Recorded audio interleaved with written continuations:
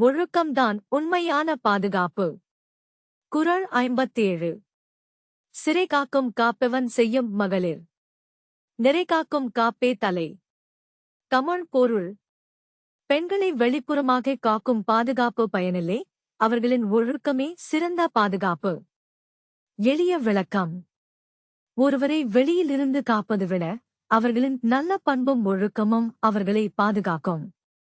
உதாரண கதை. ஒரு ராஜா தனது மகளை அரண்மனையில் கடுமையாக காக்க வைத்தான். ஆனால் மற்றொரு குடும்பத்தில் ஒரு பெண் நல்ல ஒழுக்கத்துடன் வளர்க்கப்பட்டாள். காலம் சென்றபோது அந்த ஒழுக்கமுள்ள பெண் எங்கிருந்தாலும் மரியாதை பெற்றாள், பாதுகாப்பு இல்லாமல் கூட அவள் பாதுகாப்பாக இருந்தாள். இந்த கதையின் பொருள். வெளிப்புற பாதுகாப்பை விட உள்ளுணர்வு மற்றும் ஒழுக்கம் முக்கியம். ஊக்கவுரை. உங்களை நீங்கள் கட்டுப்படுத்துங்கள், உலகம் உங்களை மதிக்கும். மீண்டும் குறள். சிறை காக்கும் காப்பவன் செய்யும் மகளிர். நிறைகாக்கும் காப்பே தலை. தமிழ் பொருள். ஒழுக்கமே உயர்ந்த பாதுகாப்பு.